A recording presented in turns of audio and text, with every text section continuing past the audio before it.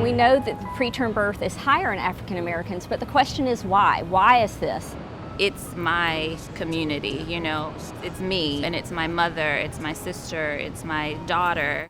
It's really about improving our quality of life, improving our health outcomes, improving our children's brain development. There's nothing more important than that. There are multiple factors that attribute to those outcomes that affect our families, our communities, especially our mothers, that are holding our future generation. When you actually work with families and with communities very intimately, what you begin to hear from them is their own intuition about how the environment is having some impact on their health.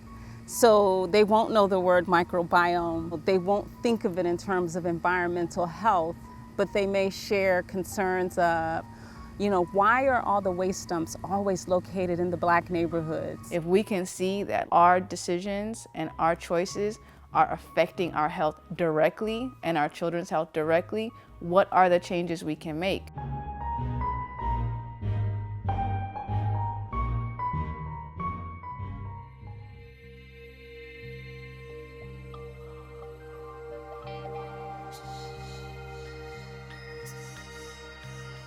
My name's Hagrenesh Tesfa. Most people call me Hagi, and I am the Director of Community Outreach and Translation at the C-CHEM Project at Emory. So the acronym is C-CHEM, and it stands for the Center for Children's Health, the Environment, Microbiome, and Metabolomics. And so with the project, there are 5 different areas. I'm the Director of the Community Outreach and Translation. That's about whatever information is going on in the building, how do we make sure that it's transparency across the board, making sure that there's a voice coming bi-directionally.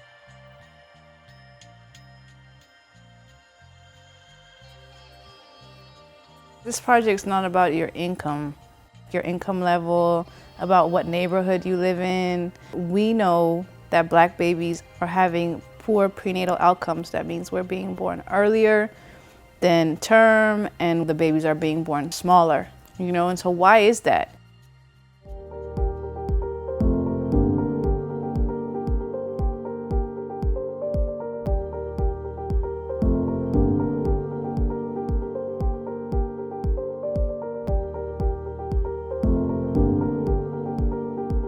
As a young African-American single mom, and what I know now versus what I knew when I had my first child at 21. I knew my child had asthma when I knew I had a baby at 36 weeks. One has the ability to look at, okay, if I would have known this then, I would have done that. It is imperative that not only are there people from the community as community partners at the table, but that their voices are valued, that their inputs are truly considered, because we're not here to be decoration.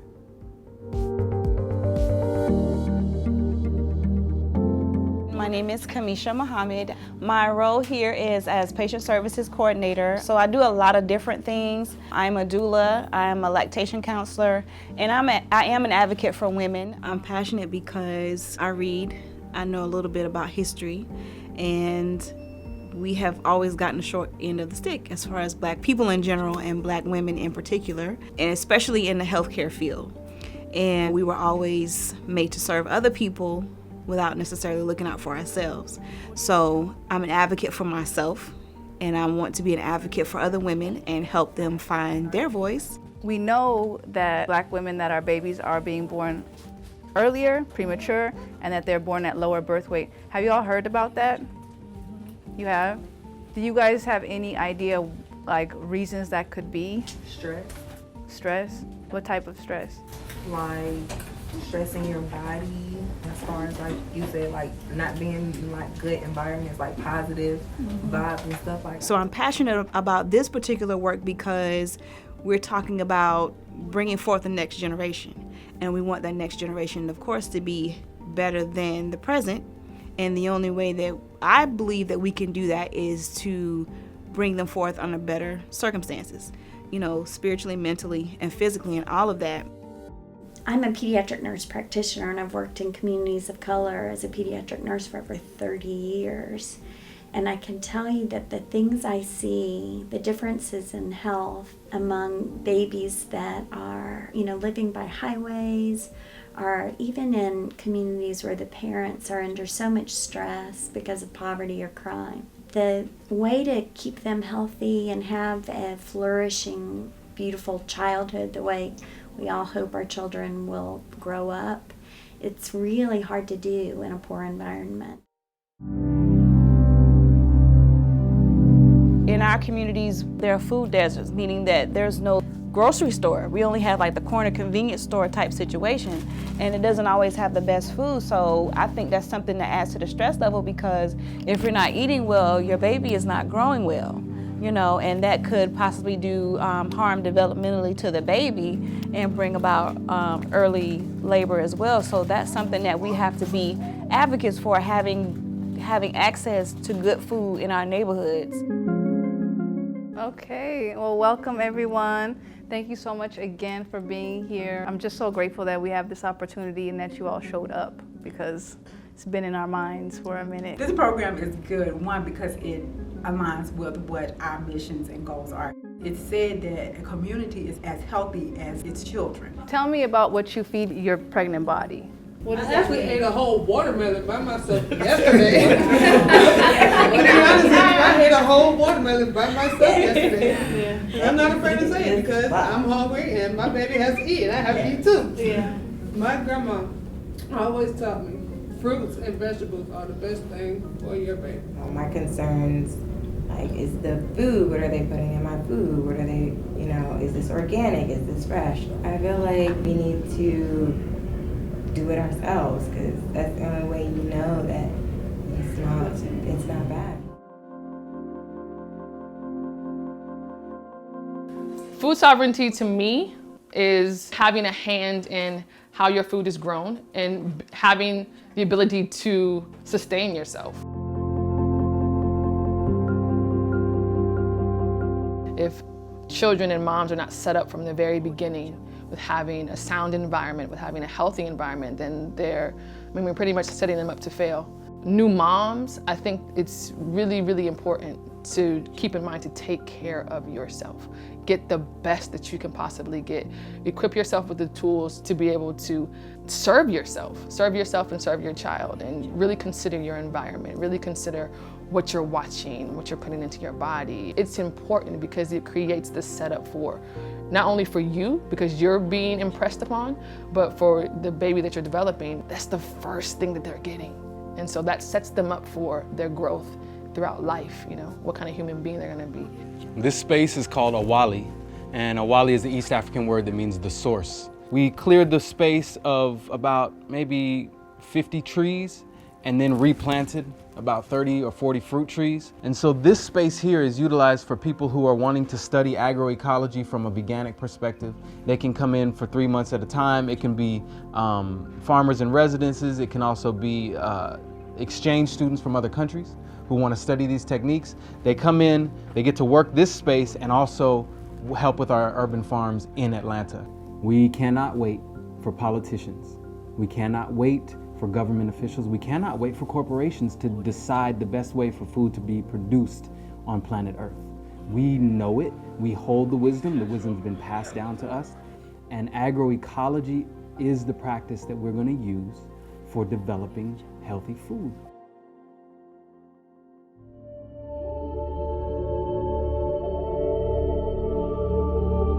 We're working with pregnant women and children, which are the most vulnerable parts of our population.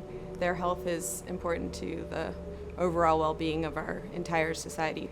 As far as we know, we meaning the scientific community, as far as we know at this point, everything that can potentially be harmful to a developing fetus can also be harmful to an adult at the right dose. So it benefits us all to protect ourselves from these exposures.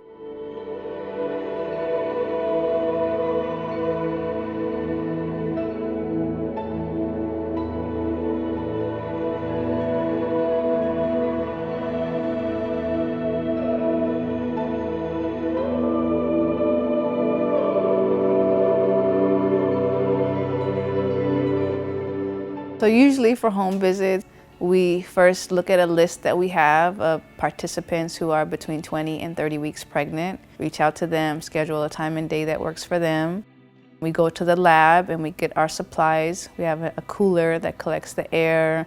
We have a vacuum. We have to get our specimen bottles, the labels, the questionnaires. Go out to their home. They know we're coming. Then we get there, we set up the equipment and do the questionnaire. Once we're done with the visit, we go back to the lab with our specimens. There's a designated place we put them in the lab, and the next day go back and we have to collect some more of our equipment. We leave it there 24 hours for a collection of air so that we can see what people are breathing and exposed to in their homes. I would want to know if I was to have a preterm labor. What would be the cause and why? What can I do to avoid it next time? The products that we use, that I used to use with ammonia. I think ammonia is too strong, especially when there's kids in the house. So we don't use ammonia no more. But we use the regular bleach and stuff like that. But ammonia, we cut it out of our, cleaning supply. That's a hazard. Because it's too strong for me, so I know it's too strong for babies.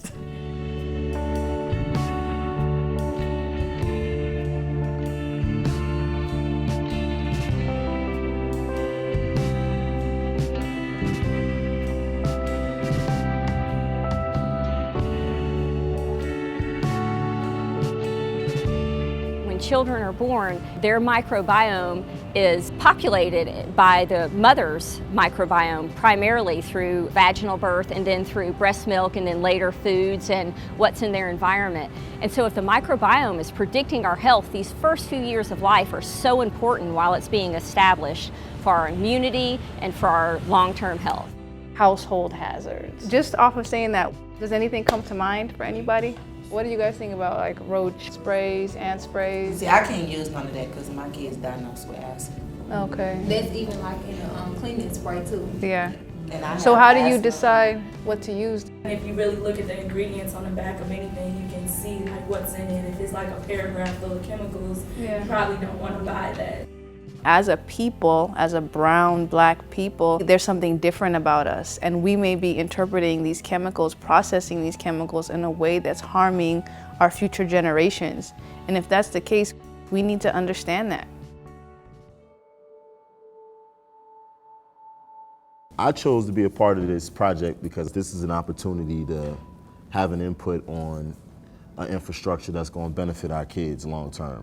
We see food and household hazards as the things that you come in contact with every day, and all of this is about how it's affecting our babies and our pregnancies. So my intention when we got this center was to make sure that the community wasn't studied, but was integral to how the science is done, so that they contributed in a meaningful way, and then whatever the results are, whatever scientific findings come out of this, are useful to the community in some way.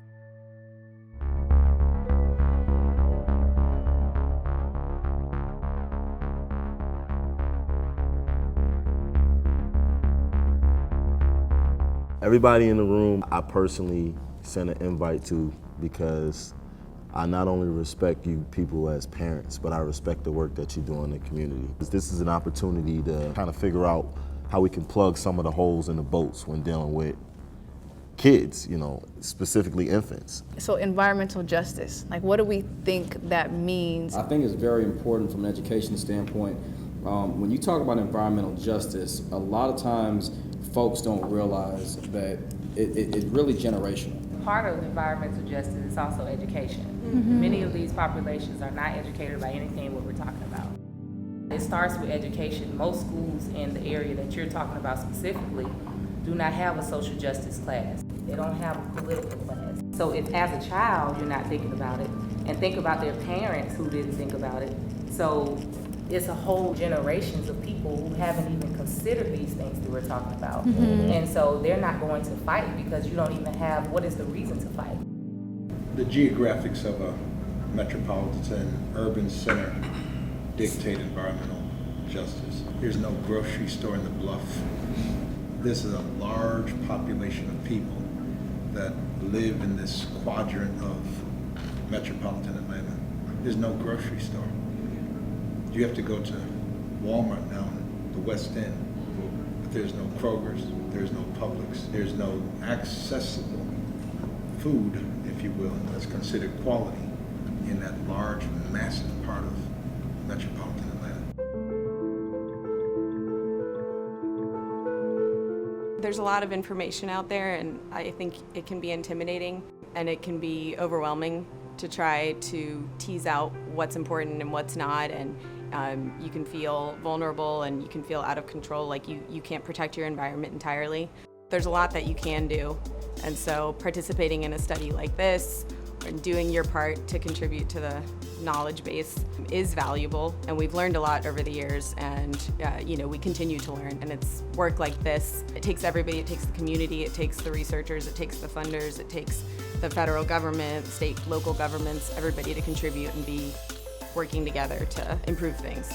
I hope that the science that we conduct is relevant and matters to the community and will produce positive benefits in the community. I hope that it will potentially lead to either individual behavior changes, or I'm hoping that potentially the community would come together and advocate for themselves or advocate to policymakers to say we need to make changes so that we're no longer exposed or we no longer have this increased risk.